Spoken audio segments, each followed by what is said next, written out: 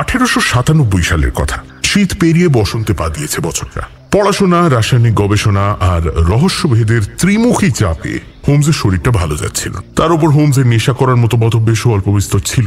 সেই বছর ডাক্তার হোমসকে কড়া হুঁশিয়ারি দিলেন, এভাবে চললে শরীর একদম ভেঙে পড়বে, তখন সমস্ত কাজকর্ম ছেড়ে বিছানায় শুয়ে থাকতে হবে। সেইটা যদি চান তাহলে জীবনযাত্রায় বদল না আনলেও চলবে, আর যদি সুস্থ জীবন চান, ভবিষ্যতেও কাজ করতে চান, তবে কয়েকদিন বিশ্রাম নিন। হোমস শরীরের যত্ন নেওয়ার মতো লোক না হলেও হয়তো অকেজো হয়ে যাওয়ার ভয়েই বিশ্রাম নিতে বাধ্য হলো।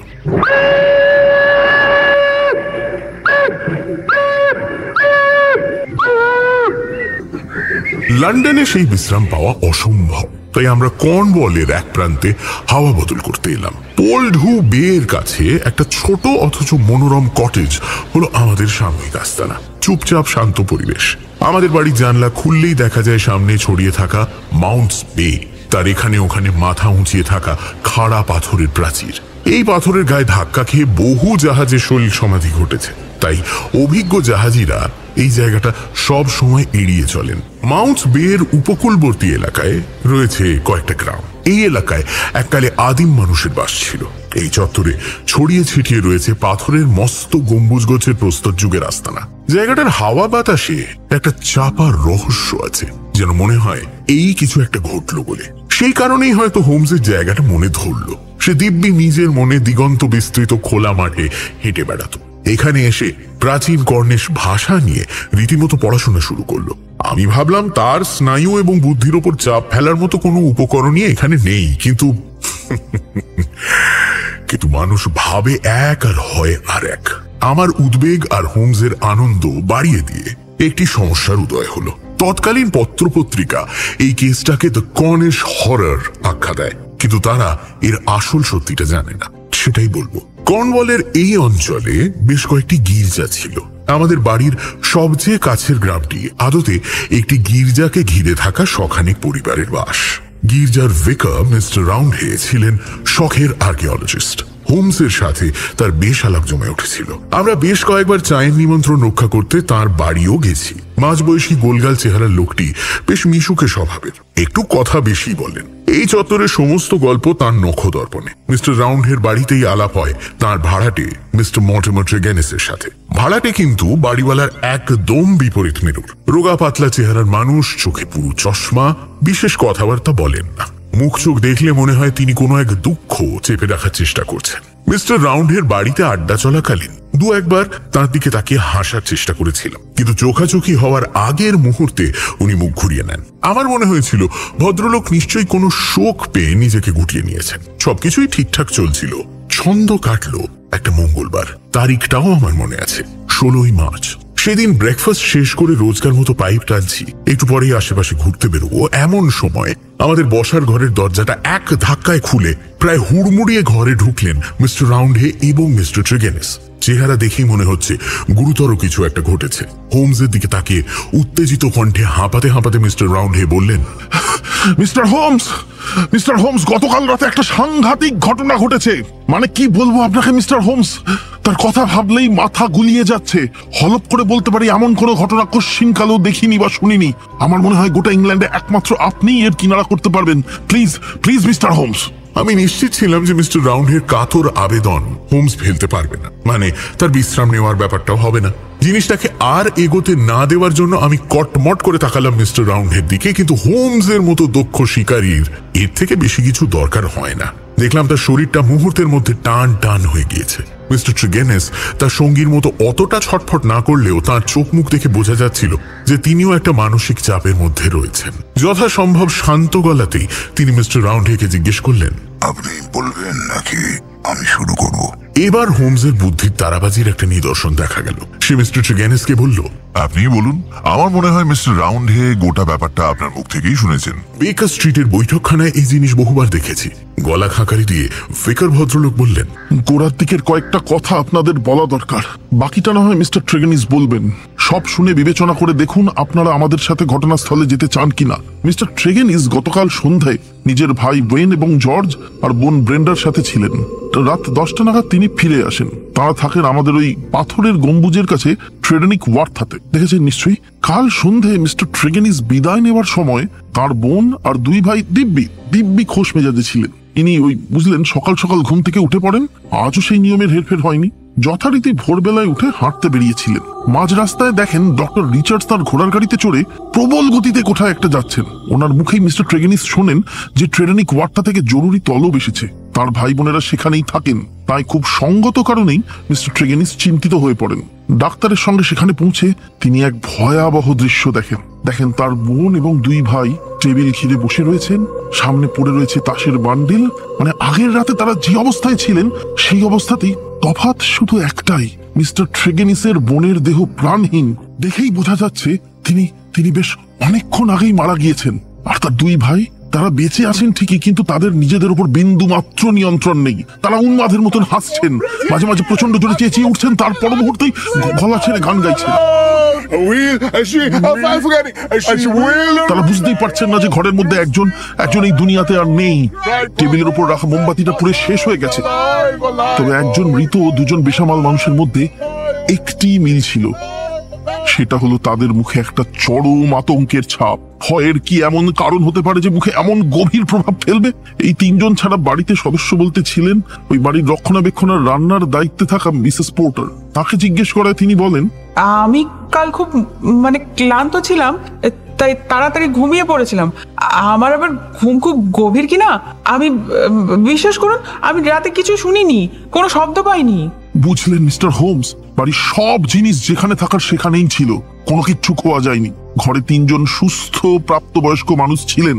একজন প্রাণ হারিয়েছেন, আর দুজনকে দেখে মনেই হচ্ছে তারা মানসিক ভারসাম্য হারিয়েছেন। তার উপরে তাদের মুখে ওরকম ভয়ের ছাপ। আমার মাথায় কিচ্ছু ঢুকছে না মিস্টার হোমস। আপনার তো এত অভিজ্ঞতা, এরকম ব্যাপার কোনোদিন শুনেছেন? এর সমাধান আপনি ছাড়া আর কারোর পক্ষে সম্ভব নয় স্যার। আমি হোমসের দিকে তাকিয়ে মৃদু কেশে বলতে গেলাম, আমি বলছিলাম কি হোমস, এই ব্যাপারটা নিয়ে আর মাথা নাই বা ঘামালে। কিন্তু ততক্ষণে হোমসের মুখে সেই ধারটা ফিরে এসেছে। ভুরু জোড়া গুটিয়ে একটা কঠিন ভ্রুকুটিতে পরিণত হয়েছে। এর সামনে আমার কোনো আপত্তি ধোপে টিকবে না, আমি জানি। মিনিট খানেক ঠোঁটের উপর 10 আঙুল জড়ো করে কি যেন একটা ভেবে নিয়ে হোমস বলল, না ওয়াটসন, এই ঘটনাটা ইউনিক। এমন ঘটনার মুখোমুখি আমি হইনি কখনো। আচ্ছা মিস্টার রাউন্ডহে, আপনি কি ঘটনাস্থলে গিয়েছিলেন? না মিস্টার হোমস, আমি যা শোনার এই মিস্টার ট্রেগেনিসের কাছেই শুনেছি। উনি আমাদের ভিকারেজে এসে সব জানালেন, আর শোনা মাত্রই আমি ওকে নিয়ে এখানে চলে এলাম। জায়গাটা এখান থেকে কত দূরে? মাইল খানেক হবে। তাহলে হেঁটেই যাওয়া যায়, কিন্তু যাওয়ার আগে মিস্টার ট্রেগেনিসকে কয়েকটি প্রশ্ন করতে চাই। মর্টিমার ট্রেগেনিস সেই একবার কথা বলার পর এতক্ষণ একটা শব্দ উচ্চারণ করেননি। হোমসের কথায় তিনি ধরা গলায় বললেন, হ্যাঁ বলুন মিস্টার হোমস, কি জানতে চান? এমনিতেই বিধ্বস্ত হয়ে রয়েছে, তবু চেষ্টা করব আপনার প্রশ্নের সঠিক জবাব দেওয়ার। গতকাল রাতের ঘটনাটা খুলে বলুন। মানে আপনি কখন সেই বাড়িতে যান, কি করেন, বাড়ি থেকে বিদায় নেওয়ার সময় তারা কি অবস্থায় ছিলেন, সব। সন্ধ্যের আগেই পৌঁছই, রাতের খাওয়া দাওয়া ওখানেই সারি। তারপর জর্জ মানে আমার ভাই বলল, চলো এক হাত তাস খেলি। আমি বললাম ঠিক আছে, খেলা যাক। রাত 9টা নাগাদ আমাদের তাস খেলা শুরু হয়। ঘন্টাখানেক চলার পর আমি উঠে পড়ি ওই ধরুন রাত 10:15 নাগাদ। আমার বাড়ি থেকে বেরোনোর সময় ওরা ওই টেবিলের আশেপাশেই বসেছিলেন। তাস খেলতে খেলতে পুরোনো দিনের গল্প হচ্ছিল, সবই স্বাভাবিক ছিল। আপনার জন্য বাড়ির দরজা কে খুলে দেয়? আমি নিজেই, কারণ মিসেস পটার ততক্ষণে ঘুমিয়ে পড়েছিলেন। আমি ওদের উঠতে বারণ করে নিজেই হলঘরের দরজা বন্ধ করে বেরিয়ে যাই। বসার জায়গাটা বাগান থেকে দেখা যায়। কাল রাতে জানলা বন্ধ থাকলেও পর্দা সরানো ছিল। আজ সকালে গিয়েও দেখলাম তাই রয়েছে। আশপাশটা খুঁটিয়ে দেখেও মনে হয়নি যে রাতে বাড়িতে কেউ ঢুকেছিল। কিন্তু তার পরের মুহূর্তেই মৃত ব্রেন্ডার আতঙ্ক মাখা মুখটা মনে পড়ছে কিভাবে তার প্রাণহীন মাথাটা চেয়ারের হাতলের একপাশে ঝুলে পড়েছিল। মিস্টার হোমস, তখনই চোখের সামনে অন্ধকার নেমে আসছে। বাস্তব এতটা নির্মম হতে পারে, আমার বোধ বুদ্ধির উপর এটা একটা তকতকে ঘা মিস্টার হোমস। যাই করি না কেন, এই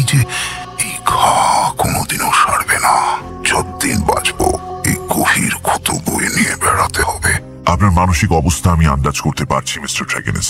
এই অবস্থায় আপনাকে প্রশ্ন করতেও আমার বাধছে, কিন্তু বিশ্বাস করুন এই ছাড়া আর কোনো রাস্তাও নেই। আপনি কাল রাতে সেখান থেকে চলে আসার এবং আজ সকালে সেখানে আবার যাওয়ার মাঝে সেখানে এমন কিছু ঘটে যাতে একটি মানুষ প্রাণ হারিয়েছেন এবং আরো দুজনের বুদ্ধি শুদ্ধি লোপ পেয়েছে।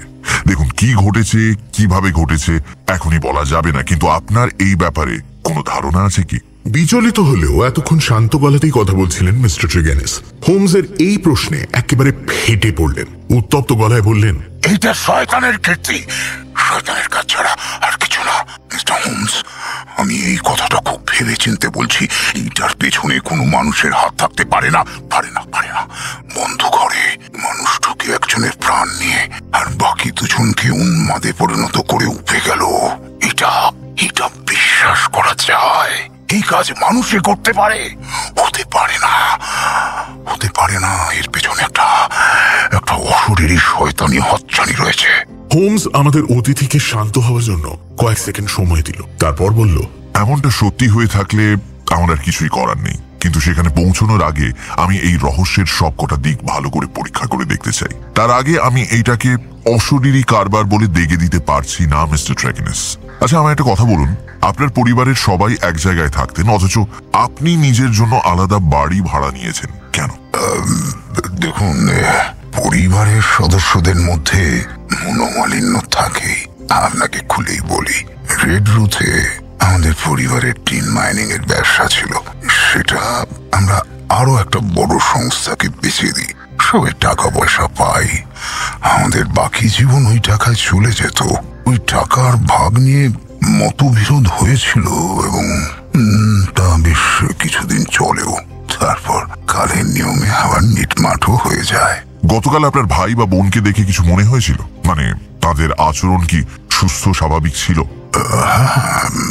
অস্বাভাবিক কিছুই চোখে পড়েনি, সকলেই ভালো মেজাজে ছিলেন। হাসি ঠাট্টার মধ্যে সন্ধ্যাটা কেটেছিল আমাদের। মাফ করবেন মিস্টার ট্রেগেনেস, আমি বারবার একই প্রশ্ন করছি। গতকাল আপনি এমন কিছু দেখেছিলেন বা অনুভব করেছিলেন যা আমার কাছে রহস্যের সমাধান সূত্র হিসেবে কাজ করবে? খুব মন দিয়ে ভেবে দেখুন, কোনো ঘটনা বা কারুর ব্যবহারে কোনো বদলের কথা মনে পড়ছে কি? কিছু বাদ দেবেন না, অতি সাধারণ কিছু হলেও আমায় জানান। হোমসের কথায় মিস্টার ট্রেগেনেস ডান হাতের তর্জনীর নোকটা দাঁতে কাটলেন খানিকক্ষণ, তারপর বললেন, অতি সাধারণ কিছু? মানে এতটা সাধারণ বলেই বোধহয় খেয়াল করিনি। মানে হোমস একটু উৎসুকভাবে চেয়ারের সামনে দিকে এগিয়ে এসে বলল, হ্যাঁ বলুন না মিস্টার ট্রেগেনেস, কিছু মনে পড়ছে?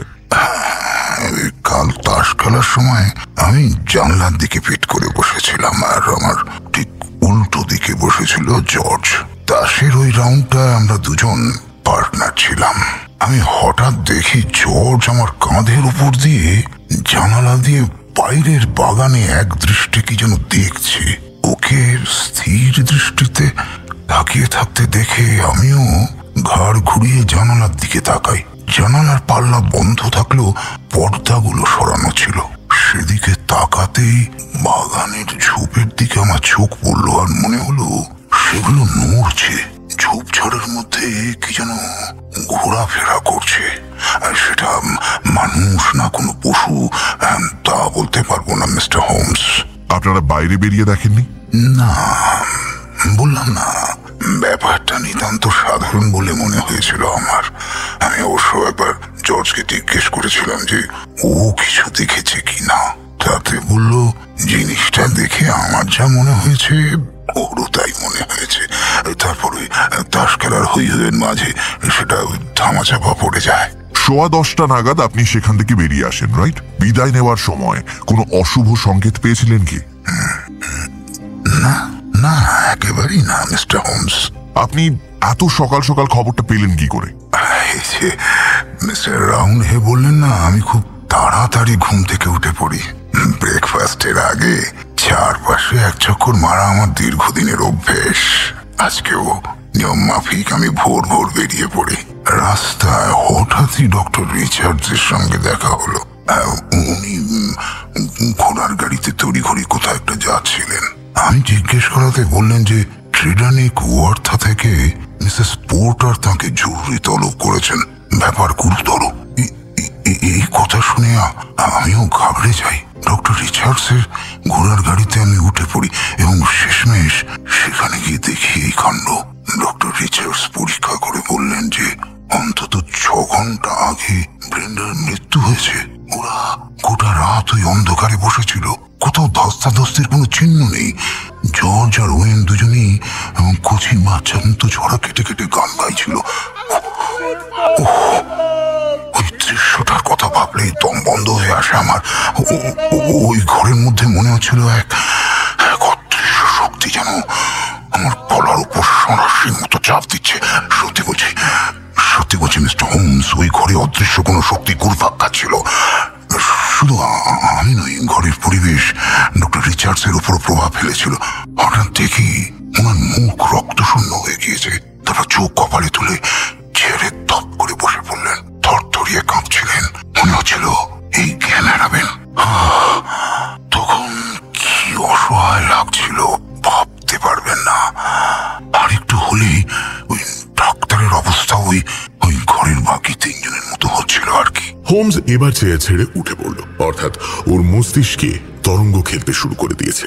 স্ট্যান্ড থেকে কোট আর টুপিটা নামিয়ে বলল, ওয়াটসন, এই অস্বাভাবিক ব্যাপারটার আকর্ষণ অগ্রাহ্য করা আমার পক্ষে অসম্ভব। আমাদের এখনই ট্রেডেনিক ওয়ার্থায় যেতে হবে, এক্ষুনি। চলো এগোনো যাক। বুঝলাম ডাক্তার সুলভ পরামর্শ দিয়ে আর লাভ নেই, কারণ হোমস তাতে পাত্তা দেবে না। বেরিয়ে পড়লাম অগত্যা। আমাদের বাড়ি থেকে ঘটনাস্থল বেশি দূরে নয়।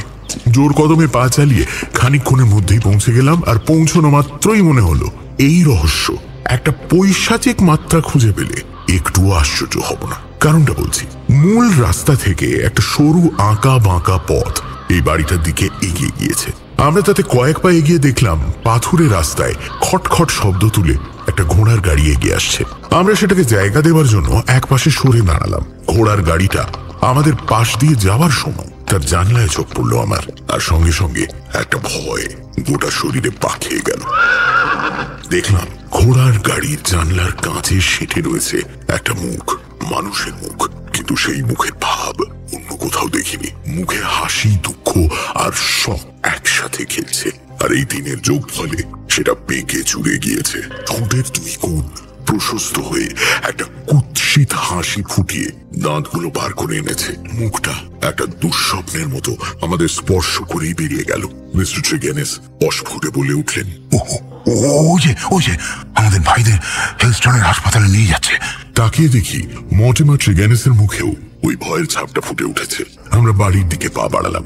বাইরে থেকে দেখে বোঝার কোনো উপায় নেই যে এই বাড়িরই কোনো ঘরে একটা নারকীয় কাণ্ড ঘটে গিয়েছে। বাড়িটা বেশ বড়, সামনে অনেকটা জায়গা নিয়ে রয়েছে একটা সুদৃশ্য বাগান।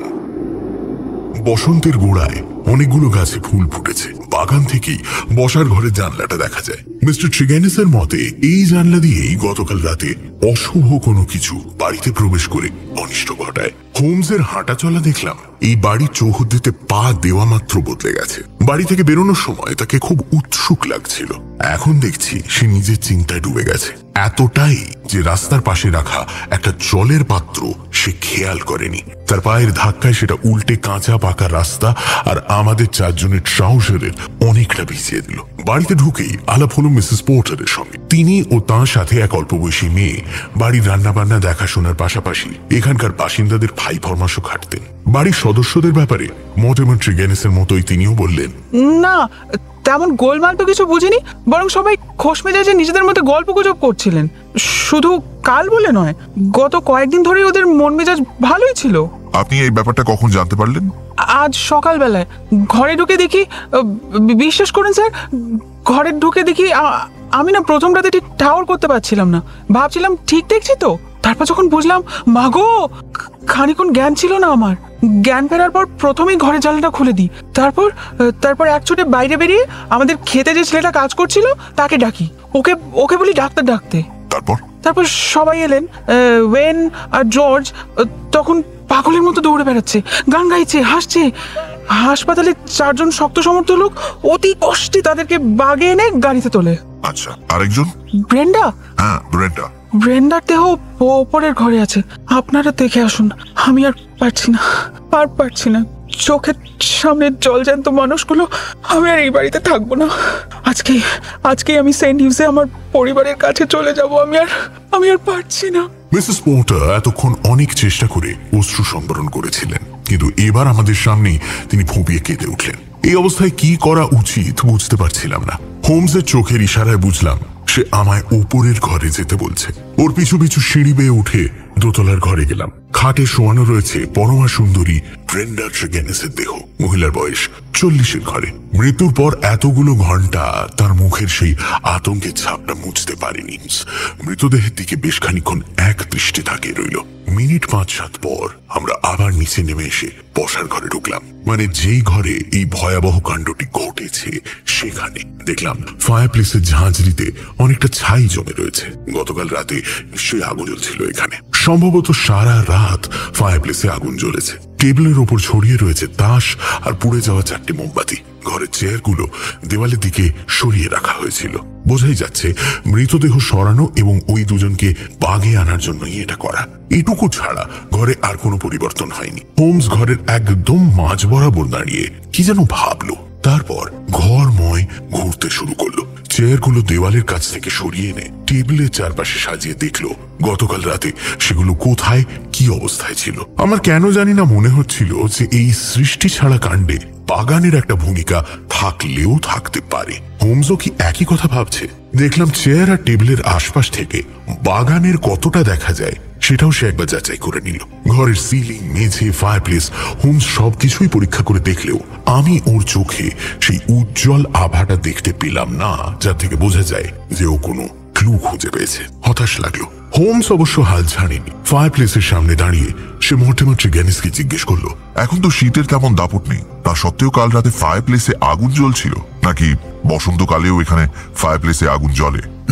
গতকাল রাতে একটু স্যাঁতস্যাঁতে ভাব ছিল, তাপমাত্রা হঠাৎ কমে গিয়েছিল, তাই আমি আসার পর আগুন জ্বালানো হয়। আপনি তো সব ঘুরে দেখলেন মিস্টার হোমস, আপনার কি মনে হয় কি করা উচিত? হোমস এই কথাটার সরাসরি জবাব না দিয়ে আমার কাঁধে হাত রাখলো। তাকিয়ে দেখি তার ঠোঁটের কোণে একটা হাসি। তবে এটা রহস্য সমাধানের হাসি নয়, এ নিশ্চয়ই অন্য কোনো কারণ রয়েছে। আমার সন্দেহ সত্যি প্রমাণ করলো হোমসের পরবর্তী কথাগুলো। মারিয়া ওয়াটসন, দয়া করে রেগে যেও না। আমি তোমার ভাষায় জেনে শুনে বিষ পান করতে চলেছি, মানে তামাক নামক বিষের কথা বলছি। পাইপ মারফত সেটা ফুসফুসে চালান না করতে পারলে ঠিক জমছে না। তুমি প্লিজ এই নিয়ে আর আপত্তি করো না। ও হ্যাঁ, মিস্টার ট্রেগেনেস, আপনি জিজ্ঞেস করছিলেন যে এখন কি করা উচিত, তাই তো? এখন আর কিছুই করার নেই। আমার মনে হয় না এর মধ্যে নতুন কিছু ঘটবে। আপাতত চলুন ফিরে যাই, বাড়ি ফিরে একটু ভাবি। কিছু জানার হলে বা জানানোর থাকলে আপনার বা মিস্টার রাউন্ডহেড সাথে যোগাযোগ করবো। ওয়াটসন, চলো। আমরা আবার কটেজে ফিরে এলাম। হোমস পাইপ ধরিয়ে আর্ম চেয়ারে বসে এই কেসের 7-5 নিয়ে ভাবতে শুরু করলো। ঘন ঘন পাইপে টান দিচ্ছে আর জানলা দিয়ে দূরে তাকিয়ে কি যেন ভাবছে। তার মুখের চারপাশে ভেসে বেড়াচ্ছে নীলচে ধোঁয়া। এই দৃশ্য আমার বিশেষভাবে পরিচিত, কিন্তু এখানে একটা তফাৎ রয়েছে। বেকার স্ট্রিটে হোমস ভাবনার রাজ্যে ডুবসাঁতার কাটলেও একটা রাস্তা ঠিক বের করত, কিন্তু আজ তার চোখের শূন্যতাটা বেজায় চোখে লাগছে। কিছুক্ষণ এভাবে কাটানোর পর আমার দিকে তাকিয়ে বেশ জোরে হেসে উঠে হোমস বলল, হচ্ছে না হে ওয়াটসন, হচ্ছে না, কিছুতেই কিছু মেলাতে পারছি না। এসে চলো আশেপাশে একটু ঘুরে আসি। আমার মনে হচ্ছে এই কেসের থেকে এখানে ছড়িয়ে ছিটিয়ে থাকা পাথরের আস্তানার মধ্যে তীর ধনুক হাতে আদিম মানুষের খোঁজ পাওয়া সহজ। এভাবে অন্ধকারে হাত আড়ানো অর্থহীন। চলো সমুদ্রের হাওয়াতে কোনো কাজ দেয় কিনা দেখি। আমি আর হোমস বেরিয়ে পড়লাম। খানিক এদিক ওদিক করার পর মাউন্টস বে এর পাশে পাথরের মস্ত প্রাচীরের সামনে দাঁড়িয়ে হোমস আমায় বলল, অনুসন্ধানের কাজটা আসলে বিভিন্ন তথ্যকে যুক্তি অনুযায়ী নির্দিষ্ট জায়গাতে সাজানোর খেলা, বুঝলে ওয়াটসন। এক্ষেত্রে আমাদের হাতে যুক্তির সংখ্যা 0, তথ্যের সংখ্যাও সামান্য, কিন্তু তাই বলে বসে থাকলে চলবে না। বরং আমাদের উচিত এই তথ্যগুলোকে তৈরি রাখা, নতুন কিছু ঘটলে যাতে তাদের যথাস্থানে সাজাতে পারি। কিন্তু এখনো পর্যন্ত একটি মৃত্যু ও 2জন বিকারগ্রস্ত মানুষ ছাড়া আমরা তো বিশেষ কিছুই জানি না। ঠিক কথা। দেখো, মর্টিমার ট্রেগেনেস যাই বলুন না কেন, অপার্থিব শক্তি, শয়তানি কারসাজি ওসব গপ্পে মানায়, বাস্তবে নয়। এই কাণ্ডের পিছনে মানুষের হাতই রয়েছে। সেটা ইচ্ছাকৃত হতে পারে অথবা অনিচ্ছাকৃত দুর্ঘটনাও হতে পারে, কিন্তু মানুষের হাত থাকতে বাধ্য। মানলাম, কিন্তু ব্যাপারটা একটা বিশেষ সময় ঘটেছে, তাই নয় কি? হ্যাঁ বটেই তো, কিন্তু কটার সময়? মিস্টার ট্রেগেনিসের কথা যদি সত্যি হয় তবে ঘটনাটা তিনি ঘর ছেড়ে বেরোনোর অল্প কিছুক্ষণের মধ্যেই ঘটে। আমি বলবো রাত 11টার আগেই। ভেবে দেখো, চেয়ারগুলো সরানো হয়নি, টেবিলের উপর তাসগুলো পড়েই ছিল, কেউ চেয়ার ছেড়ে ওঠেনি পর্যন্ত। সাধারণত এই সময় সবাই যে যার ঘরে ঘুমোতে চলে যায়, কিন্তু কাল সেটা হয়নি। তবে এইবার স্বাভাবিকভাবেই প্রশ্ন উঠবে আমার কারোর উপর সন্দেহ হয় কিনা। এক্ষেত্রে বাড়ি থেকে বেরোনোর পর মিস্টার মর্টিমার ট্রেগেনিস কি করেন বা কোথায় যান সেটা জানা খুব গুরুত্বপূর্ণ হয়ে ওঠে, এবং তিনি যে ট্রেডেনিক ওয়ার্থা থেকে বেরিয়ে সোজা মিস্টার রাউন্ডের বাড়ি ফেরেন সে বিষয়ে কোনো সন্দেহ নেই। আজ সকালের এক্সপেরিমেন্ট সেটা সত্যি প্রমাণ করেছে। সকালের এক্সপেরিমেন্ট? বুঝলাম না। ওই যে বাড়ির দিকে হাঁটতে হাঁটতে আমার পায়ের ধাক্কায় একটা জলের পাত্র উল্টলো না, তুমি হয়তো ভেবেছো ওটা আনমনা হয়ে হাঁটার ফলে ঘটেছে, তাই তো? হ্যাঁ। যাক, তুমি যখন বুঝতে পারোনি তখন বাকিরাও বুঝবেন না। না হে ওয়াটসন, ওটা অসাবধানতায় হয়নি, আমি ওটা ইচ্ছে করেই করেছিলাম। আমি হোমসের কথা শুনে হাঁ হয়ে গেলাম। পায়ের ছাপটা পাওয়া খুব দরকার ছিল ওয়াটসন। কালকের দিনটা স্যাঁতস্যাঁতে ছিল, তোমার নিশ্চয়ই মনে আছে। আমি কাঁচা রাস্তার ওপর কয়েকটা ছাপ পেয়েছিলাম, কিন্তু কি করে বুঝবো সেটা মিস্টার ট্রেগেনিসের? তাই যাচাই করার জন্য আজ ওই জলের পাত্রটা উল্টে দিলাম। তারপর ভেজা রাস্তায় তার পায়ের ছাপ দেখে বুঝলাম না, তিনি কাল ট্রেডেনিক ওয়ার্থা থেকে বেরিয়ে সোজা নিজের বাসস্থানেই ফিরে আসেন। স্বাভাবিকভাবেই প্রশ্ন ওঠে, মিস্টার ট্রেগেনিস বেরিয়ে যাওয়ার পর কেউ কি ওই ঘরে ঢুকেছিল এবং তার জন্যই ঘরের তিনজনের অমন অবস্থা হয়? তিনজনের মুখে চরম আতঙ্কের ছাপই বা ফুটে উঠল কি করে? তুমি হয়তো ভাববে মিসেস পোর্টারের কথা, কিন্তু না ওয়াটসন, এইসব করার ক্ষমতা ওর নেই, উনি নির্দোষ। তাহলে কি কেউ অন্ধকারে চুপিসারে বাগান পেরিয়ে জানালার সামনে আসেন এবং এই কাজটি করেন? আর এমন কাজ যার ঠেলায় একজন প্রাণ হারিয়েছেন এবং বাকি দুজনকে মানসিক হাসপাতালে নিয়ে যেতে হয়েছে। একটা ক্লু অবশ্য এসেছে। ক্লু? তুমি এর মধ্যে ক্লু আবার কোথায় পেলে? পেয়েছি ওয়াটসন, পেয়েছি। মিস্টার ট্রেগেনিস নিজেই সেই ক্লুটা দিয়েছেন। মনে আছে, উনি বলছিলেন যে অন্ধকারে বাগানের ঝোপঝাড়ের আড়ালে তিনি কাউকে বা কোনো কিছুকে ঘুরে বেড়াতে দেখেছিলেন, যেটা তার ভাই জর্জও দেখেছিল। ওটাই ওয়াটসন, ওটাই ক্লু। গতকাল দুপুর থেকেই বেজায় মেঘ করেছিল, তারপর বৃষ্টিও শুরু হয়। এরকম অন্ধকার রাতে কিছু করতে হলে অন্তত পক্ষে জানালা অবধি আসতে হবে। আজ দেখলাম জানালার বাইরে একটা ফুট 3 চওড়া জমিতে ফুলের গাছ বসানো রয়েছে, সেখানেও পায়ের ছাপ নেই। তাহলে বাইরে থেকে যদি কেউ এসেও থাকে, সেই চতুর্থ ব্যক্তিটি এরকম আতঙ্কের বীজ ছড়িয়ে দিল কি করে? আপাত দৃষ্টিতে কোনো মোটিভও ধরতে পারছি না ওয়াটসন। বেজায় পেঁচারও রহস্য। এই কেসে একটা ব্যাপারই দিনের আলোর মতো পরিষ্কার হোমস, এবং সেটা হলো এর জটিলতা। অথচ আরেকটু তথ্য পেলেই ব্যাপারটা আর জটিল থাকবে না, কিন্তু সেটা যে কখন আমাদের হাতে এসে পৌঁছবে কে জানে। না ওয়াটসন, অনেক হয়েছে। নতুন কিছু জানতে না পারা অবধি আমাদের এখানে আর কিছুই করার নেই। তার চেয়ে চলো কর্নওয়ালের আশেপাশে প্রস্তর যুগের বাসিন্দাদের আস্তানা আর তাদের ব্যবহার করা যন্ত্রপাতি দেখে আসি। হোমসের চরিত্রের এই দিকটা আমার সবসময় অবাক করত। লোকটা একটা পরিস্থিতি থেকে নিজেকে কত সহজে সরিয়ে নিতে পারে। কর্নওয়ালের মাঠে ঘাটে ঘুরে বেড়ানো হোমসকে দেখে কে বলবে সে কয়েক ঘন্টা আগেই একটা অদ্ভুত রহস্যের মধ্যে ছিল, যে রহস্যের লেজা মুড়ো কেউই ধরতে পারছে না। কর্নওয়ালের উদাত্ত পরিবেশে কেস নিয়ে আমার আর হোমসের কোনো কথাই আর হলো। ঘন্টা 2-3 পর কটেজে ফিরে দেখি আমাদের বৈঠকখানায় একজন অপেক্ষা করছেন। লোকটার বিশাল চেহারা, টিকলো বাঁকা নাকের ওপরে আর জোড়া হুরুর নিচে একজোড়া ধারালো চোখ দুর্ধর্ষ স্বভাবের পরিচয় দেয়। কাঁচা পাকা চুলে ভর্তি মাথা, আর একটু হলেই আমাদের সিলিং ছুঁয়ে ফেলবে। দাড়িতে পাক ধরেছে। একে আমরা চিনি। শুধু আমরা কেন, এর অ্যাডভেঞ্চারের খ্যাতি ইংল্যান্ড থেকে আফ্রিকা পর্যন্ত বিস্তৃত।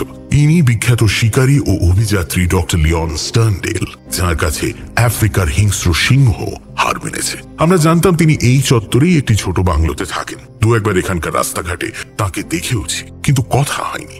আমরা জানতাম উনি একা থাকতে ভালোবাসেন। বোক্যাম্প অরিয়ন্সে নিজের বাংলোতে ম্যাপ, বই, নথিপত্র নিয়ে মশগুল থাকেন। মানুষটির অভিযানের খ্যাতি ভুবন জোড়া হলেও ওর জীবনযাত্রা নাকি অতীব সাধারণ। কারোর সাথে পাচে থাকেন না।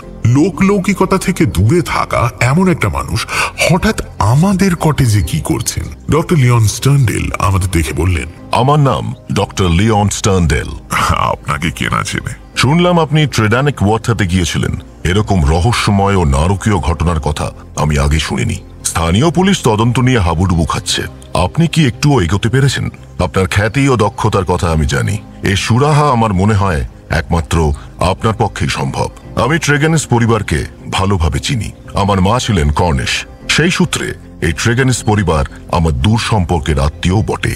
বুঝতেই পারছেন, ওদের এই রকম মর্মান্তিক পরিণতি আমি মেনে নিতে পারছি না। আজ সকালেই আমি খবর পেয়েছি। আমি আফ্রিকা যাচ্ছিলাম, খবর পেয়েই প্লিমাথ থেকে ফিরে এলাম। অতটা রাস্তা থেকে ফিরে এলেন? কি আর করা যাবে মিস্টার হোমস, পরের জাহাজে যাব না হয়। আপনি এই পরিবারের খুব ঘনিষ্ঠ ছিলেন দেখছি। বললাম না, এরা আমার দূর সম্পর্কের আত্মীয় ছিলেন। We were cousins. হ্যাঁ হ্যাঁ, ঠিক কথা বললেন তো, আপনার মায়ের তরফে। তো আপনার মালপত্র কি জাহাজেই রেখে এলেন? কিছুটা জাহাজেই আছে, বেশিরভাগটাই সঙ্গে রয়েছে হোটেলে। কিন্তু খবরটা তো 5 কান হয়নি। আপনি জানলেন কি করে? আজকেই ঘটেছে ঘটনাটা, এর মধ্যেই প্লিমাথের সকালের কাগজে এই খবর চেপে বেরোনো অসম্ভব। ঠিক ধরেছেন মিস্টার হোমস, খবরের কাগজ নয়, আমি জানতে পারলাম একটা টেলিগ্রাম থেকে। টেলিগ্রাম? আচ্ছা, কে করেছিলেন টেলিগ্রামটা, জানতে পারি কি? আমি একটু বিরক্তই হলাম। হোমস একটার পর একটা প্রশ্ন করেই চলেছে এবং তার গলার স্বর রীতিমতো ধারালো। যে লোকটা এত নম্রভাবে কথা বলছে তার সাথে এভাবে কথা না বললেই কি নয়। ডক্টর স্টান্ডেলের মুখ দেখেও বুঝতে পারলাম যে তিনি হোমসের একটানা প্রশ্ন করাটা ভালোভাবে নিচ্ছেন না। তাঁর চোয়ালের হাড় শক্ত হলো। পরের কথাগুলোতে হালকা ঝাঁঝটা বেশ টের পেলাম। বাপরে, আপনার তো দেখছি অনেক প্রশ্ন। হ্যাঁ, তা একটু আছে। তেমন কিছুই নয়। এখানকার ভিকার মিস্টার রাউন্ডহে আমাকে টেলিগ্রাম করেছিলেন। ওই টেলিগ্রাম পেয়েই আমি ফিরে আসি। বুঝেছি, ধন্যবাদ ডক্টর স্টার্নডেল। এবার আপনার প্রশ্নের জবাবে আসি। আমি এখনো কিছু জানতে পারিনি, এখনো তদন্ত চলছে। এর বাইরে আর কোনো মন্তব্য আমি করতে পারবো না। আপনার কি কারোর উপর সন্দেহ হয়? বললাম না, এই মুহূর্তে আর কিছুই বলতে পারবো না। ডক্টর স্টান্ডেল বুঝতে পারলেন যে তিনি যা জানতে চাইছেন তা হোমস জানাবে না এবং পিড়াপিড়ি করেও বিশেষ সুবিধা হবে না। তিনি উঠে পড়লেন। তাহলে এখানে আর সময় নষ্ট করে লাভ নেই, আসি আমি। ভদ্রলোক বেরিয়ে যাওয়ার মিনিট 5 পরেই দেখি হোমস তড়াক করে বেরিয়ে গেল। বুঝলাম সে ডক্টর স্টান্ডেলের পিছু নিয়েছে। সন্ধে অবধি হোমসের টিকিটিরও দেখা পেলাম না। অন্ধকার নামার একটু পরে সে এসে হাজির হলো। মুখে চোখে ক্লান্তির ছাপ স্পষ্ট। কটেজে ঢুকে ধপ করে বসে পড়ল। এতদিনের অভিজ্ঞতায় বুঝলাম লাভ কিছুই হয়নি। হোমসের অনুপস্থিতিতে তার জন্য একটা টেলিগ্রাম এসেছিল। সেটা টেবিলের ওপর থেকে তুলে নিয়ে এক ঝলক দেখেই ছুঁড়ে ফেলে দিল। আমি জিজ্ঞেস করলাম, কি হলো হোমস? কিছুই না, সেটাই বিরক্ত লাগছে। প্লিমাথের হোটেল থেকে এসেছে টেলিগ্রামটা। মিস্টার রাউন্ডহের কাছ থেকে হোটেলের নামটা জেনে ওদের একটা টেলিগ্রাম করেছিলাম। ডক্টর লিওন স্টার্নডেল সত্যি বলছেন কিনা সেটা নিশ্চিত করার প্রয়োজন ছিল, এবং ওয়াটসন উনি 16 আনা সত্যি বলছেন। উনি গতকাল রাতটা ওই হোটেলেই কাটিয়েছেন। তার মালপত্রের একটা অংশ আফ্রিকা পাড়ি দিয়েছে, আর তিনি নিজে চলে এসেছেন এখানে তদন্ত কোন খাতে বইছে সেটা দেখতে। কি মনে হচ্ছে ওয়াটসন? মনে হচ্ছে he is deeply interested. Yes, deeply interested would be an accurate description. Watson, একটা সুতো হাতে আসবে করছে, আর সুতোটা হাতে এসে গেলে এই বিশ্রীভাবে জড়িয়ে থাকা জ্বরটা ছাড়াতে পারবো। যাকে, তুমি চিন্তা করো না ওয়াটসন, হবে হবে হবে হবে সব হবে। এখন শুধুই সময়ের অপেক্ষা। সময়ের অপেক্ষাটা দীর্ঘস্থায়ী হলো না। পরদিন সকালে উঠে দাড়ি কামাচ্ছি, হঠাৎ একটা ঘোড়ার গাড়ি সশব্দে এসে আমাদের কটেজের সামনে দাঁড়ালো। জানলা দিয়ে মুখ বাড়িয়ে দেখলাম সেটা থেকে লাফিয়ে নেমে আমাদের সদর দরজার দিকে হন্তদন্ত হয়ে হেঁটে আসছেন মিস্টার রাউন্ডহে। দেখে মনে হচ্ছে ব্যাপার গুরুতর। আমি মুখ মুছে দ্রুত বসার ঘরে এসে দেখি ভদ্রলোক উত্তেজনায় থরথরিয়ে কাঁপছেন, এতটাই যে গুছিয়ে কথা পর্যন্ত বলতে পারছেন না। হোমস তাঁকে বলল, তাড়া নেই মিস্টার রাউন্ডহে, আপনি না হয় ধীরে সুস্থে বলুন। রিল্যাক্স। আরে মশাই, আর বলবার মতন কি আছে? এই তল্লাটে শয়তানের আবির্ভাব হয়েছে। শয়তান, সাক্ষাৎ শয়তান এখানকার মাঠে ঘাটে ঘুরছে। ভদ্রলোকের হাত পায়ের কাঁপুনি বেখাপ্পা লাগছে, তবে ওর মুখে আসল কথাটা শুনে আমরা হতবাক হয়ে গেলাম। এরকম এক পরিস্থিতি আমি কল্পনাও করতে পারিনি। মিস্টার ট্রেগেনিস মারা গিয়েছেন। হ্যাঁ, উনি আর এই দুনিয়ায় নেই। তার সবচেয়ে ভয়ঙ্কর ব্যাপারটা কি জানেন? ওর মৃত্যু আর ওর বোনের মৃত্যুটা হুবহু এক, পুরোপুরি এক। খানিক আগেও হোমসের দু চোখে ছিল রাজ্যের ঘুম, কিন্তু এই কথাটা শুনেই সে লাফিয়ে উঠল। সে উত্তেজিত গলায় মিস্টার রাউন্ডহেকে প্রশ্ন করল, আপনার গাড়িতে কি আমাদের দুজনের জায়গা হবে? হ্যাঁ হ্যাঁ হ্যাঁ, হয়ে যাবে হয়ে যাবে। ওয়াটসন, সময় নেই, শিগগির চলো, ব্রেকফাস্ট পরে হবে। মিস্টার রাউন্ডহে, আপনি যথাসম্ভব তাড়াতাড়ি আমাদের ঘটনাস্থলে নিয়ে চলুন। দেরি করলে কিন্তু সব ওলটপালট হয়ে যাবে। আমরা বেরিয়ে পড়লাম। ভিকারেজের দুটো তলা জুড়ে দুটো ঘরে থাকতেন মিস্টার ট্রেগেনিস। নিচের তলায় বেশ প্রশস্ত একটা বসার ঘর, আর শোয়ার ঘর ওপরের তলায়। দুটো জানলা দিয়ে সামনে একটা খোলা লন দেখা যায়, সেটা জানলা অবধি এগিয়ে এসেছে। আমরা ডাক্তার বা পুলিশ এসে পৌঁছানোর আগেই সেখানে উপস্থিত হলাম। হোমস এটাই চাইছিল, বেশি ভিড় হলে গুরুত্বপূর্ণ সূত্র ঘেঁটে যাওয়ার প্রবল আশঙ্কা থাকে। এখন অবশ্য সবকিছুই অবিকৃত অবস্থায় রয়েছে। সেদিন সকাল থেকেই সূর্যের দেখা নেই, কুয়াশাচ্ছন্ন দিন, ঘরে দম বন্ধ করা একটা পরিবেশ। এক ভৃত্য ঘরে ঢুকে মৃতদেহ আবিষ্কার করে ঘরে জানলা খুলে দেয়, না হলে ঘরে টেকা মুশকিল হতো। ইনফ্যাক্ট এখনো এই ঘরে নিঃশ্বাস নিতে কষ্টই হচ্ছে। এর জন্য আংশিকভাবে দায়ী ছিল ঘরের সেন্টার টেবিলে জ্বলতে থাকা একটা ল্যাম্প। তার থেকে বেরোনো ধোঁয়া চারপাশ ভারী করে রেখেছে। সেন্টার টেবিলের পাশে চেয়ারে এলিয়ে মর্টিমার ট্রেগেনিসের মৃতদেহ। মাথাটা এগিয়ে এসেছে, চশমাটা কপালে উঠে গিয়েছে। সাজসজ্জা দেখেই বোঝা যায় যে তাড়াহুড়োয় তৈরি হয়েছে। মুখটা জানলার দিকে ঘোরানো, আর তাতে সেই আতঙ্কের ছাপ স্পষ্ট যেটা দেখেছিলাম ব্রেন্ডার মুখে। হাত পা আড়ষ্ট, আঙুলগুলো বেঁকে গিয়েছে। দেখে মনে হয় প্রবল ভয়ে তার শরীরে খিঁচুনি ধরেছিল। তিনি রাতে এই বিছানাতেই ঘুমিয়েছিলেন। কাণ্ডটা ঘটেছে সকালে। বাড়ি থেকে বেরোনোর সময় হোমসের উত্তেজনা টকবগিয়ে ফুটছিল। এখানে এসে দেখলাম তার মধ্যে সেই গম্ভীর ভাবটা ফিরে এসেছে, যেন তার যাবতীয় ধ্যান জ্ঞানের কেন্দ্রবিন্দু হচ্ছে এই দুটো ঘর এবং তার আশেপাশের একটা ইঞ্চিও তার চোখ এড়ালো না। ওপরের বেডরুমটা সে ঘুরে দেখলো খানিক, তারপর জানলা খুলে মুখ বাড়িয়ে কি জানি দেখার পর তার উৎফুল্ল গলা পেলাম, এই তো এটাই তো চাইছিলাম, ইয়েস। তারপর দেখি সে তরতরিয়ে সিঁড়ি বেয়ে নেমে এসে নিচের জানলা দিয়ে সোজা বাইরের লনে গিয়ে দাঁড়ালো। মাটিতে প্রায় মুখ ঠেকিয়ে কি যেন পরীক্ষা করে আবার এক লাফে ঘরে ফিরে এলো। ঠিক কি পেয়েছে জানি না, কিন্তু হোমসের রকম সকম দেখে বুঝেছি একটা আভাস সে পেয়েছে। আগেই বলেছি সেন্টার টেবিলের ওপর একটা ল্যাম্প জ্বলছিল, নেহাতি সাদা মাটা একটা ল্যাম্প। ঘরে ঢোকার পর হোমস দেখলাম ল্যাম্পটাকে নিয়ে পড়েছে। পকেট থেকে নিজের লেন্স বের করে চিমনির মাথায় থাকা ট্যালক শিলটা খুঁটিয়ে দেখলো। তার উপরে আটকে থাকা ছাইয়ের টুকরোগুলো কুড়ে কুড়ে বের করে একটা খামের মধ্যে পুরে সেটাকে নিজের পকেট বুকে চালান করলো হোমস। বাইরে বেশ কিছু পায়ের শব্দে ঘুরে তাকিয়ে দেখি ডাক্তার এবং পুলিশ এসেছেন। আমরা লনে এসে দাঁড়ালাম। হোমস বলল, আগের বারের মতো আজকে খালি হাতে ফিরতে হচ্ছে না। এখন পুলিশের সাথে কথাবার্তা বলে আর লাভ নেই। মিস্টার রাউন্ডে, আপনি বরং ওদের শোয়ার ঘরের জানালা আর বসার ঘরের ল্যাম্প চিমনিটা দেখতে বলবেন। এই দুটোকে এক করতে পারলে 2 4 করতে কতক্ষণ?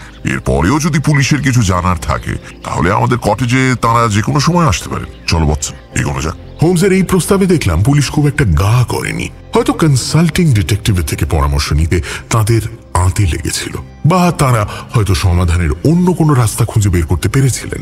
যাই হোক, আগামী 2 দিন স্থানীয় পুলিশের কেউই আমাদের সাথে যোগাযোগ করলেন না। এই সময় হোমস কখনো নিরিবিলিতে বসে পাইপ টানত, কখনো 2 হাতের কবজির ওপর থুতনি রেখে কি যেন ভাবত।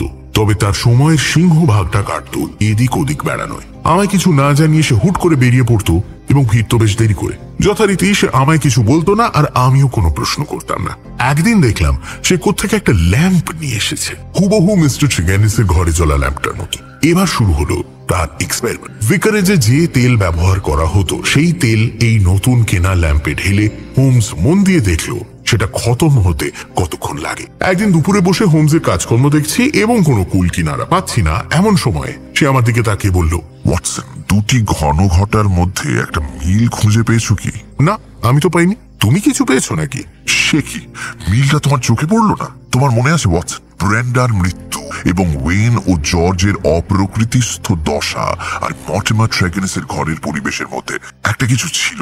যারা যারা ওই ঘরে প্রথম ঢোকেন তাদের ওপরেই ঘরের পরিবেশ একটা বিশ্রী প্রভাব ফেলে। মনে করে দেখো, ট্রেডেনিক ওয়ার্থার বাড়িতে পা দেওয়া মাত্রই ডক্টর রিচার্ডস অসুস্থ বোধ করেন এবং চোখ কপালে তুলে পাশের চেয়ারে বসে পড়েন।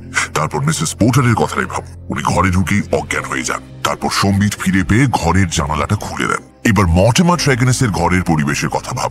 আমরা ঘরে ঢুকেই টের পাই সেখানে একটা দমবন্ধ করা আবহাওয়া, যদিও তার আগে একজন ভৃত্য এসে সেই ঘরের জানালাটা খুলে দেন। তারপরেও দম চাপা পরিবেশটা সেখানে ছিল। আমি তার সাথে কথা বলেছি ওয়াটসন। ঘরে পা দেওয়ার পর তিনি এতটা অসুস্থ বোধ করেন যে বাড়ি ফিরে শয্যাশায়ী হয়ে পড়েন। এই তথ্যগুলোর গভীর তাৎপর্য রয়েছে ওয়াটসন, এবং সবকটা একজোটে গলা ছেড়ে বলছে এই 2 ঘরের পরিবেশই ছিল বিষাক্ত।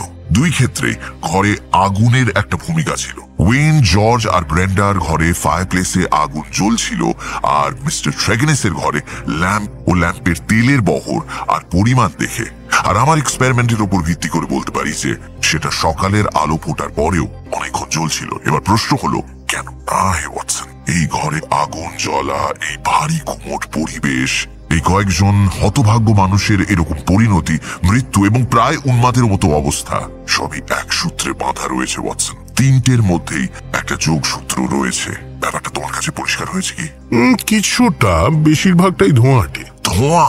পাকাপোক্ত কিছু না পাওয়া পর্যন্ত ওয়ার্কিং হাইপোথেসিস হিসেবে ধরে নিতেই পারি যে ঘরের মধ্যে কিছু একটা পুড়ে ছিল, যা ঘরের পরিবেশ বিষিয়ে দেয় এবং বিষাক্ত পরিবেশের প্রভাব পড়ে ঘরের বাসিন্দাদের ওপর। ট্রেগেনেস পরিবারে সেই ভয়ানক ঘটনা ঘটে কারণ বিষধর বস্তুটি আগুনে ফেলে দেওয়া হয়। ঘরের জানালা বন্ধ থাকলেও ধোঁয়ার কিছুটা চিমনি দিয়ে বাইরে বেরিয়ে যায়। সেই জন্যই শুধু একজনই প্রাণ হারান এবং বাকি দুজন পাগল হয়ে যান। উল্টো দিকে মর্টিমার ট্রেগেনেসের ঘর থেকে ধোঁয়া বেরোনোর রাস্তা ছিল তুলনামূলকভাবে কম, তাই এইখানে ওই বিষাক্ত বস্তুটির প্রভাব হয় আরো মারাত্মক। ওয়েন এবং জর্জ, মানে মর্টিমার ট্রেগেনেসের দুই ভাই, ওরকম উন্মাদের মতো আচরণ করতে থাকেন কারণ আমার মনে হয় মানব দেহে এই বস্তুটির এটাই প্রাথমিক প্রভাব। হয়তো ব্রেন্ডা শারীরিকভাবে পুরোপুরি সুস্থ ছিলেন না, তাই প্রাণ হারান। মর্টিমার ট্রেগেনেসের উপর এই বিষাক্ত পদার্থ আরো সাংঘাতিক ভাবে কাজ করে, আর তার ফলাফল আমরা দেখেছি। এই বিষাক্ত পদার্থটি আগুনে পুড়লে নিজের খেল দেখাতে শুরু করে। বিশ্বের কথাটা প্রথম থেকে আমার মনে উঁকি ঝুঁকি মারছিল ওয়াটসন, তাই মর্টিমার ট্রেগেনেসের ঘর তন্ন তন্ন করে খুঁজি। যদি এই পদার্থ আগুনেই পুড়ে এরকম ভয়ানক বিষাক্ত রূপ ধারণ করে, তাহলে তো একটা জায়গাতেই। ঠিক ধরেছ ওয়াটসন, তাহলে একটা জায়গাতেই খোঁজা উচিত ছিল, আর সেটাই খুঁজেছিলাম আমি। ওর ঘরে থাকা ল্যাম্পের স্মোক গার্ডে। সেখানেই আমি ছাইয়ের টুকরো খুঁজে পেলাম, আর তার আশেপাশে বাদামি পাউডারের মতো কিছু, মানে যেটা তখনও আগুনে পড়েনি। তার অর্ধেকটা নিয়ে আমি একটা খামের মধ্যে রেখে দিয়েছি। অর্ধেকটা কেন হোমস? পুরোটা নিলেই তো পারতে, তদন্তে সুবিধে হতো। তুমি কি চাও আমি পুলিশি তদন্তে বাধা হয়ে দাঁড়াই? না না ওয়াটসন, তা হয় না। সেই জন্যই মিস্টার রাউন্ড হেকে বলি ল্যাম্পের দিকে পুলিশের দৃষ্টি আকর্ষণ করতে। বিষাক্ত বস্তুটির অনেকটা তখনও সেখানে ছিল, একটু বুদ্ধি খরচ করলেই তার খোঁজ পাওয়া যাবে। ওয়াটসন, এবার একটা এক্সপেরিমেন্ট করব, তবে এই এক্সপেরিমেন্টের সময় খুব সাবধান থাকতে হবে। জানালাগুলো খুলে দাও ওয়াটসন, না হলে আমাদের একই দশা হবে। অবশ্য তুমি চাইলেই এই এক্সপেরিমেন্ট থেকে দূরে থাকতে পারো ওয়াটসন। আমি জানতাম হোমস আমায় এই কথাটা বলবে, তাই জবাবটা আগে থেকেই তৈরি করে রেখেছিলাম। দৃঢ় গলায় বললাম, না হোমস, তোমাকে এই সর্বনেশে বস্তুর সাথে একা আমি ছাড়ছি না। ভেরি ওয়েল ওয়াটসন, তোমার আদেশ শিরোধার্য। তাহলে এক কাজ করা যাক, এই চেয়ারটা তোমার চেয়ারের সামনে রাখি, যাতে 20 থেকে আমাদের এবং আমাদের দুজনের মধ্যে দূরত্বটা একই থাকে। দরজাটা ভেজিয়ে রাখি।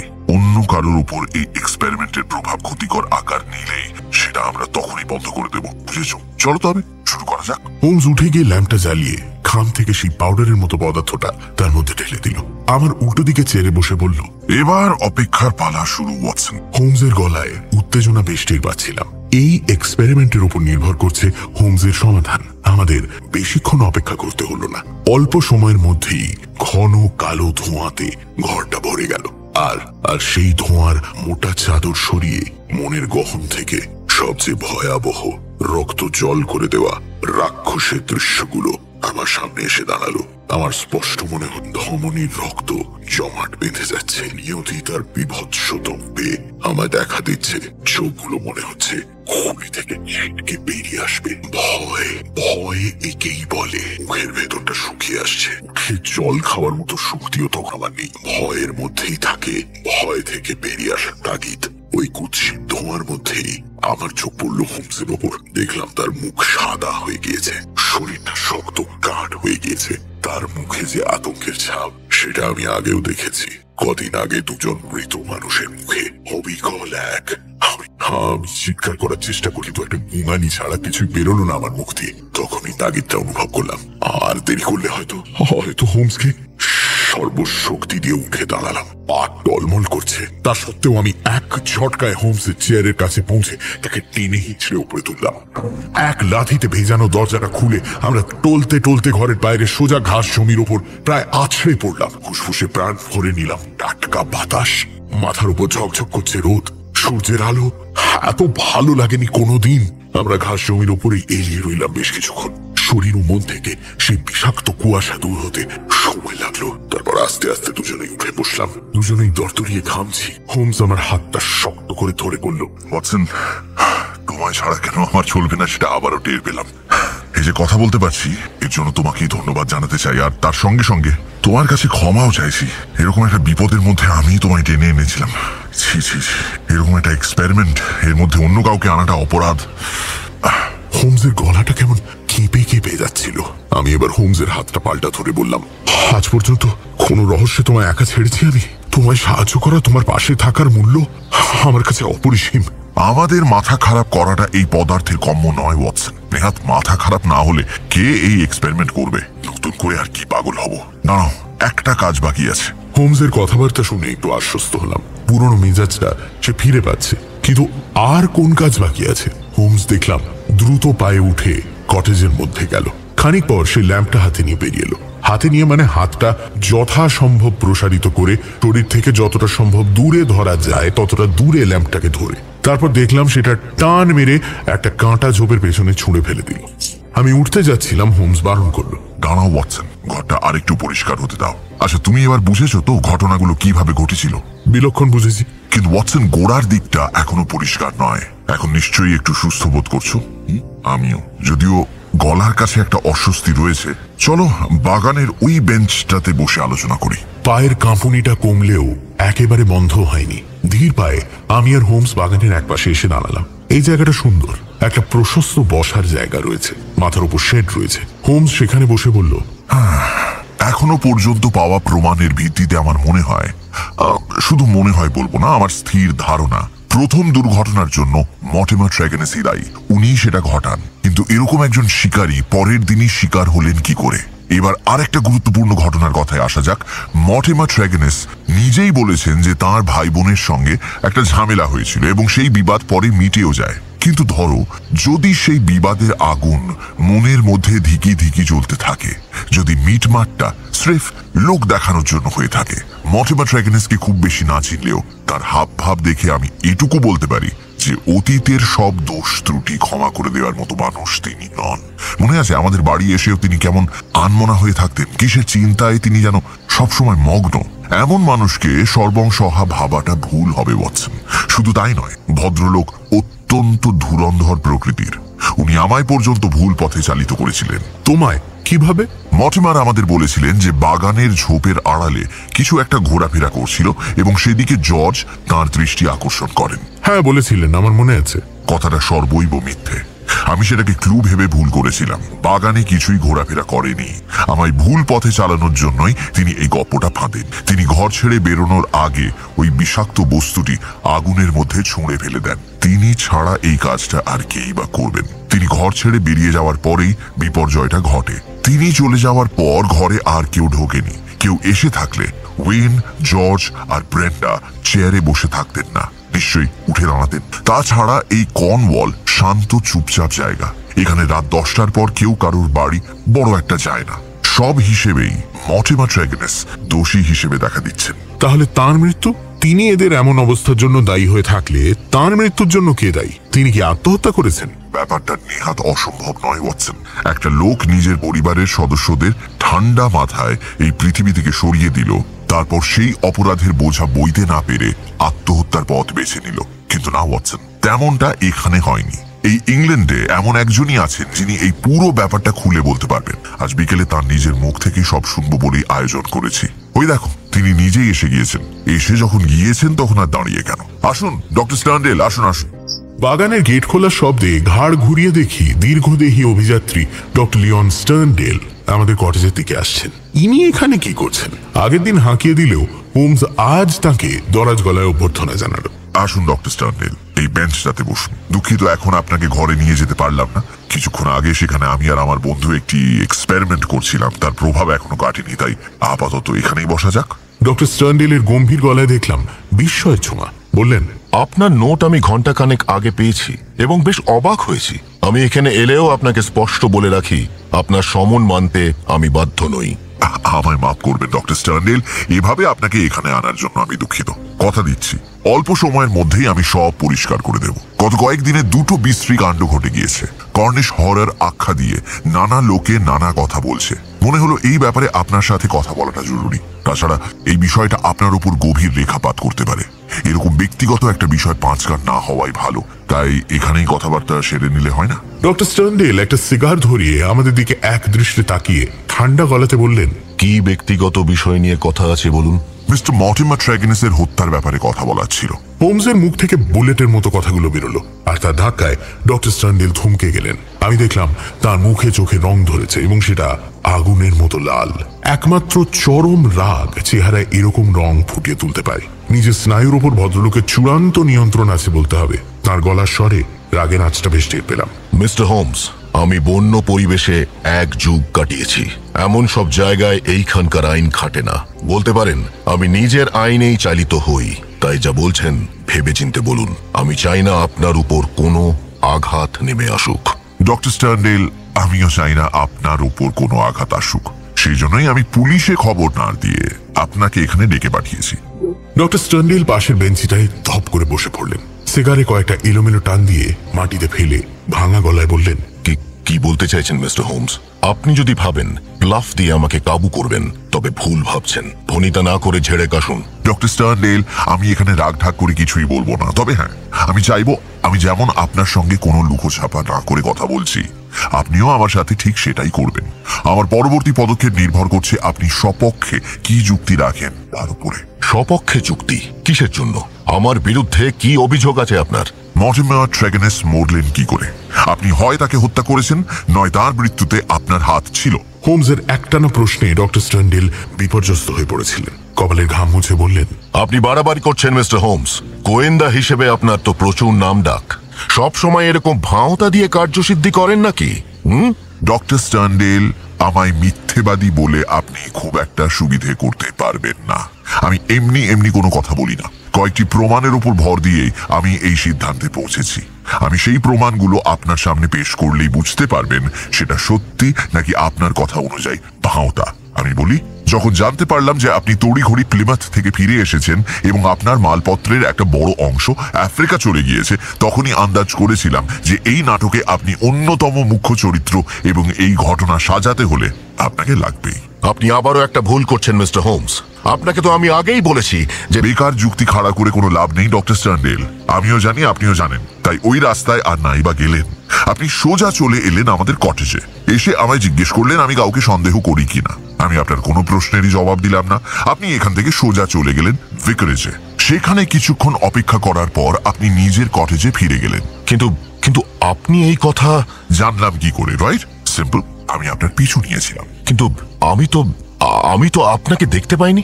কারণ ওই যে বললাম, আমি আপনার পিছু নিয়েছিলাম।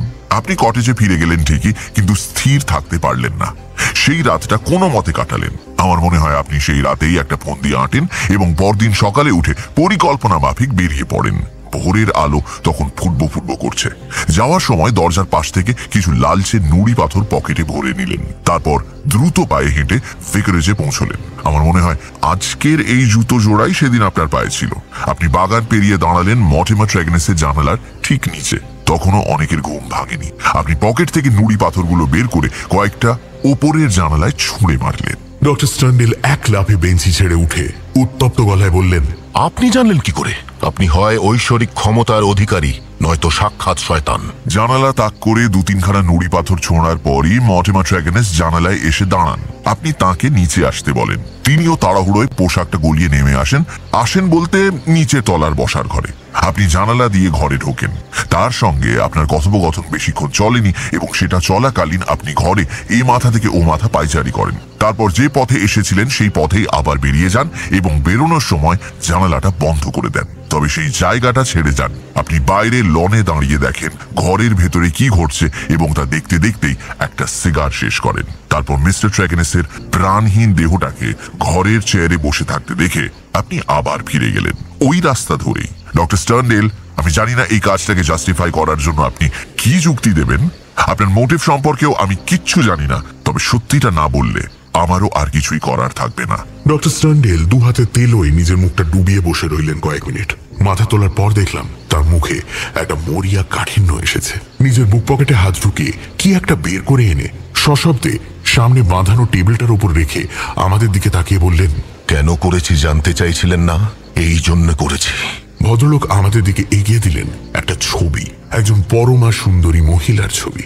এই মহিলাকে আমরা না চিনলেও তাকে দেখেছি, তবে জীবিত অবস্থায় নয়। হোমস মুখ তুলে বলল, ব্রেন্ডা ট্রেগেনিস। আপনারা? হ্যাঁ মিস্টার হোমস, ব্রেন্ডা ট্রেগেনিস। আমরা পরস্পরকে ভালোবাসতাম, আজ বলে নয়, বহু বছর ধরেই ভালোবাসি। সবাই ভাবে এরকম নামজাদা একজন অভিযাত্রী লোকচক্ষুর আড়ালে কর্নওয়ালের মতন একটা জায়গায় একা একা কেন থাকে, ভালোবাসার জন্য।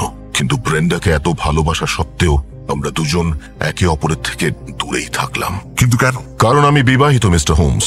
আমার স্ত্রী আমায় বহুদিন আগে ছেড়ে চলে গিয়েছেন, আর এখানকার আইন কানুনের নিষেধাজ্ঞার জন্য আমি তাকে ডিভোর্স দিতে পারিনি। আমি আর ব্রেন্ডা সারা জীবন শুধু অপেক্ষা করে গেলাম। প্রতিবার মনে হতো এবার আমাদের অপেক্ষার অবসান হবে। মাঝে মাঝে মনে হয় ব্রেন্ডার মৃতদেহ দেখার জন্যই কি এতদিন অপেক্ষা করলাম। ডক্টর লিওন স্টার্নডেল এবার ফুঁপিয়ে উঠলেন। যে লোকটা মাটিতে দাঁড়িয়ে সিংহ শিকার করেছেন তাকে এভাবে কাঁদতে দেখে অবাক লাগলো, কিন্তু তারপরেই মনে হলো অভিযাত্রী হলেও মানুষ তো। বন্দুকের গুলির মতো শুধু ধ্বংস করতে জানেন না, আবেগের তোড়ে তার শরীরটা ফুলে ফুলে উঠছিল। সামলে উঠতে একটু সময় লাগলো তার। ভেজা গলায় বললেন, মিস্টার রাউন্ডহে ব্যাপারটা জানতেন। হি ওয়াজ ইন আওয়ার কনফিডেন্স। ওকে জিজ্ঞেস করলেই জানতে পারবেন ব্রেন্ডার মতন মানুষ লাখে একটা মেলে। তাই মৃত্যুর খবর পাওয়া মাত্রই উনি আমাকে তাড় করেন। বিশ্বাস করুন মিস্টার হোমস, এই খবরটা পাওয়ার পরই আমার সমস্ত জাগতিক ইচ্ছে লোপ পেয়েছিল। তাই মালপত্র আফ্রিকা চলে গেলেও আমার কিছুই যায় আসেনি। আমার সবচেয়ে ঘনিষ্ঠ মানুষটাই এই পৃথিবী ছেড়ে চলে গেল, আর কোনো কিছুর প্রতি আর টান অনুভব করছিলাম না। তবে মিস্টার হোমস, আপনি একটা ক্লু এখনো পাননি। আন্দাজ করলেও সেটা নেহাতি ভাষা একটা ধারণা। আমি আপনাকে সেটাই দিচ্ছি। হোমস মাথা নাড়তেই ডক্টর স্টার্নডেল নিজের পকেট থেকে একটা মাঝারি সাইজের পেপার প্যাকেট বের করে আমাদের দিকে এগিয়ে দিলেন। দেখলাম তার উপর লেখা রয়েছে র্যাডিক্স পিডিস ডায়াবলি, আর তার নিচে একটা লাল লেবেলে জলজল করছে পয়জন শব্দটা। আমার দিকে তাকিয়ে ডক্টর স্টার্নডেল প্রশ্ন করলেন, আপনি তো ডাক্তার, এর কথা আগে শুনেছেন? র্যাডিক্স পিডিস ডায়াবলি মানে ডেভিলস ফুট, শয়তানের পা না? কোশ্মিন কালেও এর কথা শুনিনি। না শোনারই কথা। এই স্পেসিমেনটা আমি কপাল জোরেই হাতে পাই। ভীষণ বিরল একটা উদ্ভিদের অংশ। গোটা ইউরোপে এর 2-3টের বেশি স্পেসিমেন নেই, তার মধ্যে একটা আছে আমার কাছে। তাই জন্যই টক্সিকোলজি বা ফার্মাকোপিয়ার কোনো বইতেই এর উল্লেখ পাবেন না। এইটা আসলে একটা শিকড়, যা দেখতে কিছুটা মানুষের আর কিছুটা ছাগলের মতন, তাই এমন নাম। খুব উর্বর মস্তিষ্ক থেকেই এই নাম বেরিয়েছিল। পশ্চিম আফ্রিকার কিছু আদিবাসীরা এর কথা জানেন, যদিও এর অস্তিত্ব তারা গোপন রাখে। ডক্টর স্টার্নডেল পেপার প্যাকেটটা খুলে ফেললেন। আমরা উঁকি মেরে দেখলাম তার মধ্যে রয়েছে লালচে পাউডার জাতীয় একটা জিনিস। এক ঝলক দেখলে নস্যি বলে মনে হবে।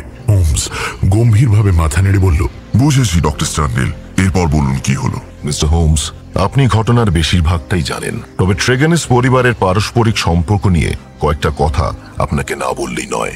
একমাত্র ব্রেন্ডার জন্যই ওর ভাইদের সঙ্গে সুসম্পর্ক বজায় রেখেছিলাম।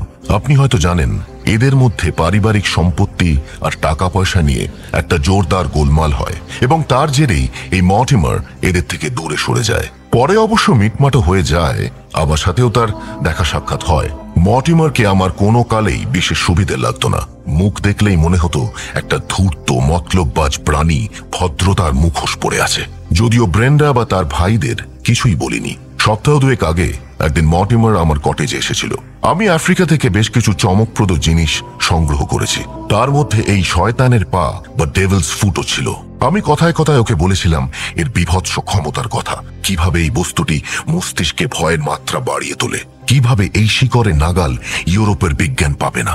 আমি ওর ফন্দির তল পাইনি, তাই বলেছিলাম কিভাবে এর থেকে বেরোনো ধোঁয়া সুস্থ মানুষকে হয় উন্মাদ করে তোলে বা মৃত্যুর দিকে ঠেলে দেয়। ওই শয়তান মর্টিমার আমায় বেশ কয়েকবার জিজ্ঞেস করে এমন প্রভাব বিস্তার করতে ডেভিলস ফুট কতক্ষণ সময় নেয়।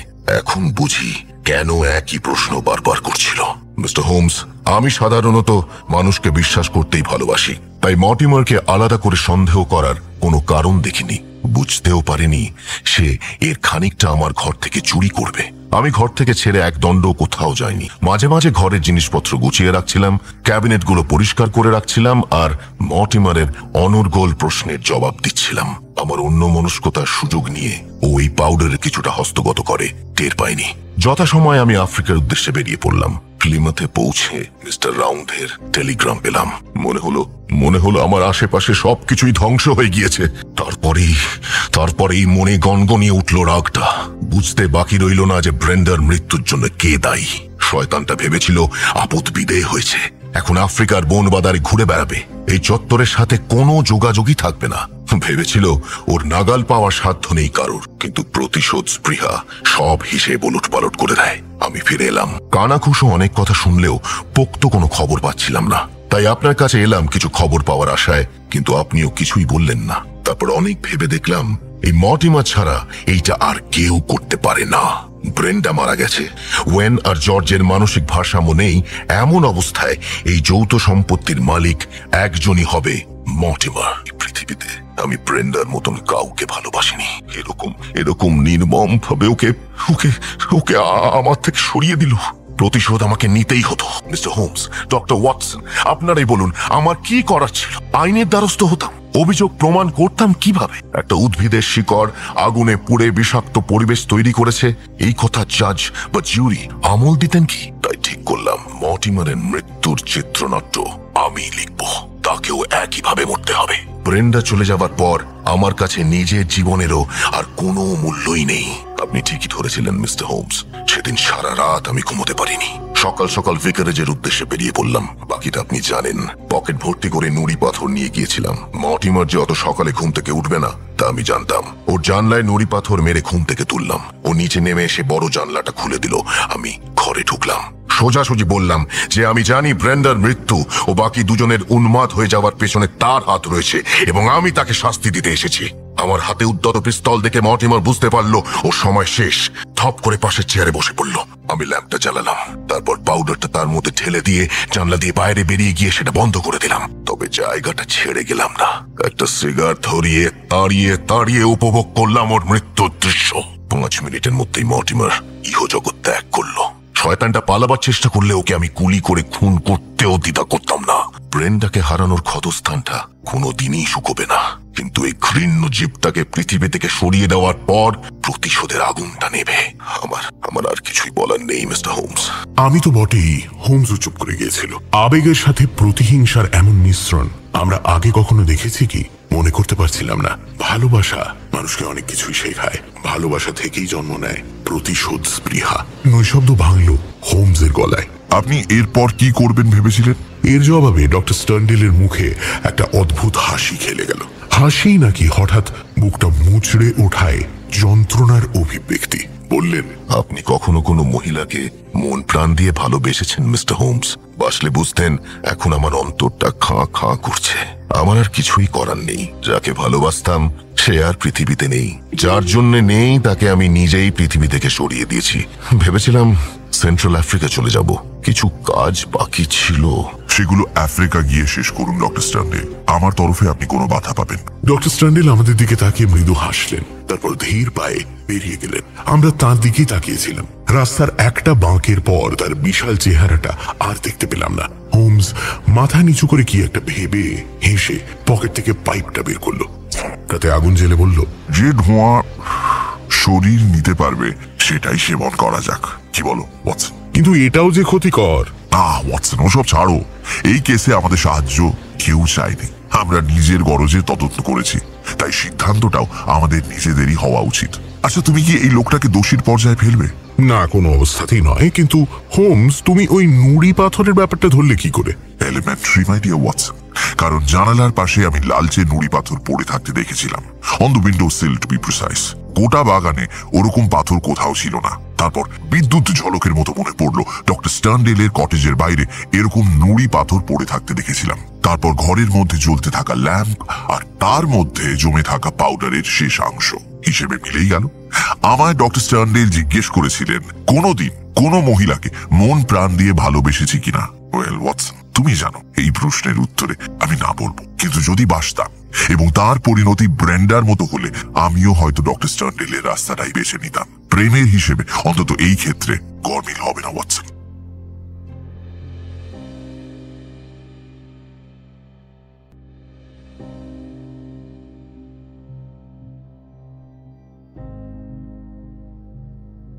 I can feel it.